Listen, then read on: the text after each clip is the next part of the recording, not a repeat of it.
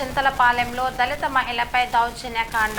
అన్యాయం జరిగిన మహిళకు వెన్నుదన్నుగా నిలబడిన దళిత సంఘాలు, బహుజన సమాజ్వాదీ పార్టీ నాయకులు, బర్మా కాందిస్కుల పునరావాస సంక్షేమ సంఘం పూర్తి మద్దతు ప్రకటించడం జరిగింది. ప్రీ ప్లానెడ్గా ఎన్నో రోజులు బట్టి ప్లాన్ చేసి కుట్ర చేసి ఉద్దేశపూర్వకంగా మాకు హాని చేస్తాం. సీసీ కెమెరాలు, తర్వాత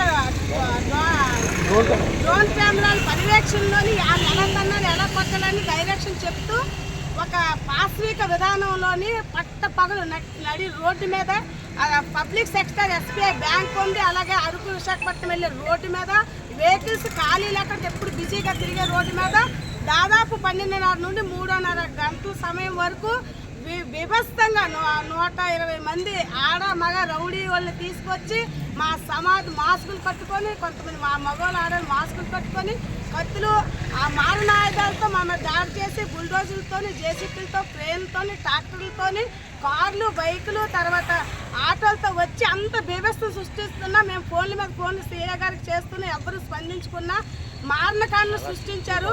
దీనిపై మేము సెక్షన్ ఎఫ్ఐఆర్ కట్టినప్పటికీ ఎఫ్ఐఆర్లోని నిజమైన వాళ్ళకి పడవలసిన ఆర్గనైజ్డ్ క్రైమ్ సెక్షన్ 111 పడలేదు. అలాగే కుట్రపూరితంగా ప్రీ ప్లానెడ్గా ఎక్కడో మనుషులు ఉండి వాళ్ళకి ప్లాన్ ఇస్తూ డైరెక్షన్ ఇస్తూ నడిపిస్తూ 61 సెక్షన్ పడలేదు.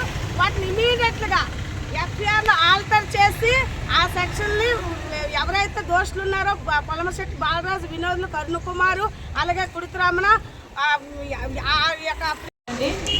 నా పేరు బోల్ లక్ష్మీ సత్యం, మాది విజయనగరం జిల్లా కొత్తవలస మండలం చింతలపాలెం గ్రామం అండి.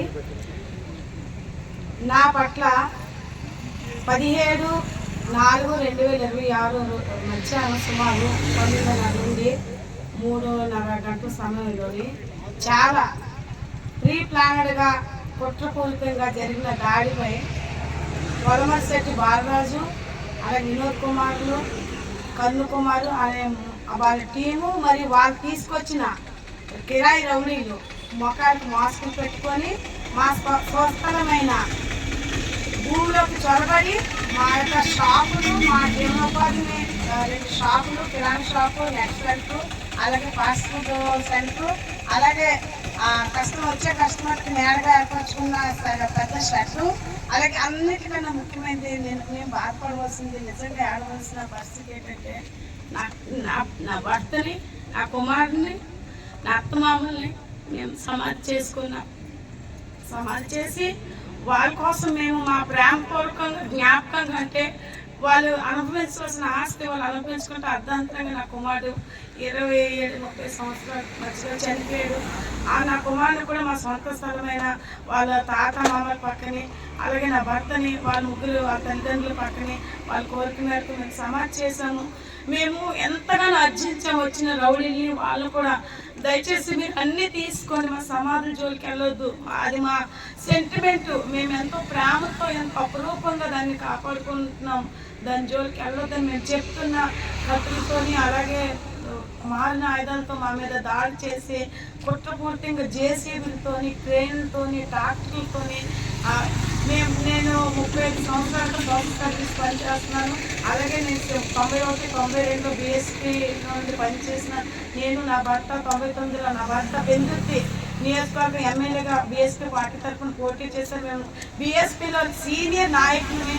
అలాగే నేను ఒక అడ్వకేట్గా సర్వీస్ చేస్తాను. నా కుమార్తె ఒక అడ్వకేట్, నా అల్లుడు ఒక అడ్వకేట్, ఒక ఎస్సీ కుటుంబానికి చెందిన మేము 3 అడ్వకేట్లు అయ్యి 30 సంవత్సరాల సోషల్ సర్వీస్లో యాక్టివ్ వర్కర్గా ఉన్న మా పట్ల ఎంత ఘోరమైన దాడి చేస్తే నిజంగా చట్టాల గురించి తెలియని వారి పరిస్థితి ఎంత ఘోరంగా ఉంటుందో. అలాగే నిజంగా పబ్లిక్ సెక్టర్ బ్యాంక్ ఉంది అక్కడ, ఎస్బీఐ బ్యాంక్ ఆనుకొని, అలాగే మెయిన్ రోడ్డు విశాఖ నుండి అరకు వెళ్ళే రోడ్డు మీద దాదాపు 3 గంటలు ఇంత ఘోరమైన రౌడీలతో గోండాలతో వచ్చిన కనీసం ఒక 10 మంది ఒక దగ్గర చేరితే అసలు ఎందుకురా మీరు ఇక్కడ ఉన్నారని డేటా కలెక్ట్ చేసి వాళ్ళని బెదిరించి భయపెట్టి మీ స్టేషన్కి రండి అని పిలుస్తున్న పోలీసులు వైన ఉంటున్న ఈ రోజుల్లోనే 120 మంది ఎదురుగా ఉన్నాం. మేము ఫోన్ల మీద ఫోన్లు అక్కడ ఆ సంఘటన జరుగుతున్నప్పుడు ఎవరైతే ఆపడానికి వస్తున్న వారి మీద అక్కడ కలబడి వాళ్ళు ఫోన్ లాగి ఫోన్ చెదగొడుతున్నప్పుడు వాళ్ళందరూ 112 ఫోన్ చేసినా ఎప్పుడు స్పందించకపోగా మా గచ్చెత్తం లేని పరిస్థితిలోని 1 గంట రోడ్డు మీద బైఠాయించి మా ప్రాణాలు ప్రజల మధ్య పోతే మంచిదని మేము తెగించి నిజంగా మేము చేస్తే పోరాటంలో చచ్చిపోతామని మేము ఆ పోరాటంలో మేము నిలబడి పోరాటం చేయటం వల్ల వచ్చిన అక్కడ లోపల కొంతమంది మహిళలు, కొంతమంది నాయకులు ఆ సమయానికి వచ్చి మా ప్రాణాలు కాపాడడం వల్ల మేము ఈరోజు బ్రతుకున్నాం. లేదంటే నేనైనా, నా కుమార్తెైనా, నా అల్లుడైనా ఈరోజు మీరు మా అందరి సంతాప సభకి రావాల్సిన అంత ఘోరమైన ప్రమాదం జరిగినప్పటికీ స్థానిక పోలీసుల వైఫల్యం మాత్రమే దీనికి కారణం. నేను ప్రభుత్వానికి అలాగే ఉన్నత అధికారులకు చట్టాలు చెప్తున్నాయి. ప్రివెన్సీ అట్రాసిటీ యాక్ట్ ఇలాంటి సంఘటనలు జరిగినప్పుడు జిల్లా మెజిస్ట్రేట్, ఎగ్జిక్యూటివ్ మెజిస్ట్రేట్ ఉన్న జిల్లా కలెక్టర్ గారు, ఎస్పీ గారు, ఉన్నతాధికారులు సంఘటనా స్థలానికి వచ్చి మా యొక్క ఏదైతే 12 నుండి 15 లక్షల రూపాయల నష్టం మా షాపులు, బీరువాళ్ళు, ఆ తర్వాత మిషన్, జెరాక్స్ మిషన్లు, ల్యాప్టాప్లు అవన్నీ ధ్వంసం అయిపోయి అక్కడ సజీవ సాక్ష్యాలుగా పడిన ఈ రోజు 11 రోజులు కారు వచ్చినప్పటికీ ఆ సాక్ష్యాలన్నీ నిర్వీర్యం చేసే విధంగా ఒక్కరు కూడా వచ్చి వాటిని అంచనా వేయలేదు, రాయలేదు. అక్కడ ఏటున్నా ఏటిపోయినప్పుడు రాయలేదు. అయినా మేము వీడియోలు తీసి, ఫోటోలు తీసి అవన్నీ మేము అధికారులకి, ఎస్పీ గారికి, కలెక్టర్ గారికి, అలాగే తహసీల్దార్ గారికి కూడా అవన్నీ సమర్పించాము.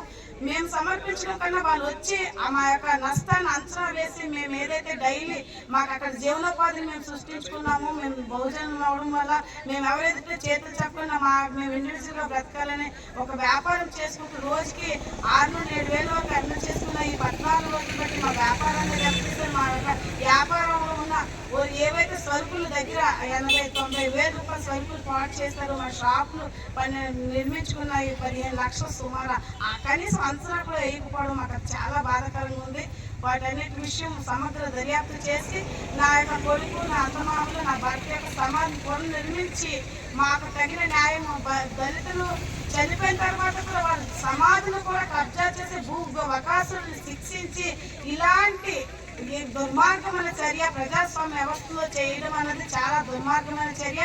ఇలాంటిది పునరావృతం బహుజనుల మీద, ఎస్సీల మీద మాత్రమే కాదు, ఇలాంటి దాడులు ఏ జాతి వాళ్ళ మీద కూడా జరగకూడదని కోరుకుంటూ మీడియా ముఖంగా కోరుకుంటూ, అలాగే నాకు మహిళా సంఘాల నుండి, అలాగే బహుజన పార్టీ తరఫు నుండి, అలాగే బహుజన దళిత సంఘాలు, దళిత నాయకులు, అలాగే ఎస్సీ నాయకులైన వివిధ బహుబలంగా పనిచేసిన అనేక మంది అన్నలు, తమ్ముళ్ళు నాకు సహకరించడానికి ఈరోజు వచ్చిన వాళ్ళందరికీ నా శిరస్సు వంచి ధన్యవాదాలు తెలియజేసుకుంటాను. ఎందుకంటే ఒక కాకి చచ్చిపోయి 100 మంది కాకులు చేస్తున్నట్టు ఒక దళితులకు అన్యాయం జరిగితే దేశంలో, రాష్ట్రంలోని గ్రామాల దళితులు లేస్తారని ఇదొక సంకేతంగా ప్రభుత్వానికి, ఇదొక హెచ్చరికగా, ఇదొక ప్రారంభంగా మరలా వీళ్ళు కారం చెట్టు చుండ్రు దళితులకు దాడి జరిగితే ఎలాగైతే ఏకమయ్యారో, ఒకటయ్యారో, ఈరోజు భువనలక్ష్మిపై దాడి జరిగితే ఖచ్చితంగా ఇది ఒక మహా సంగ్రహంగా మొదలు పెడతారని హెచ్చరిక అధికారులకు వెళ్ళాలని కోరుకుంటూ ఈ యొక్క మీడియా ద్వారా నేను నా భోజన మిత్రులకు, అలాగే